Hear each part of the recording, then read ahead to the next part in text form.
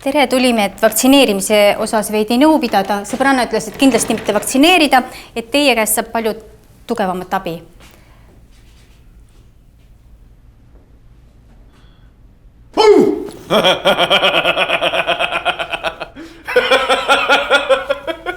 Ei, vabandust, ma lihtsalt, mul oli konsultatsioon ühe patsiendiga telepaatiliselt.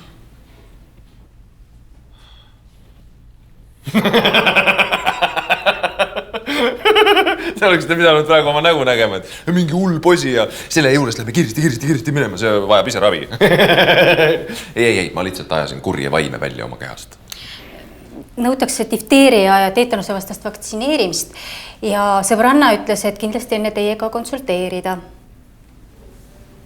Vaktsiin? Jah, just. Aga siis vaktsiin? Ma ei saa aru. Et nagu vaktsiin ei saa, aga vaktsiaal nõutakse.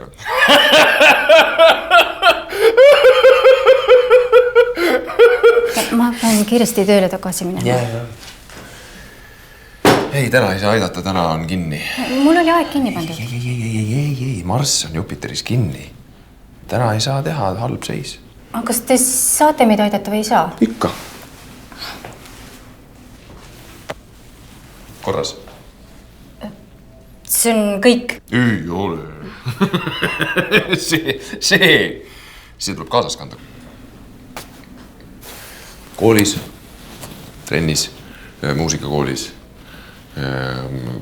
ujumas, reisil, magades. Tervis pole naljaasi. Usalda tõenduspõhist meditsiini. Vaata terviseamet.ee/ebaravi.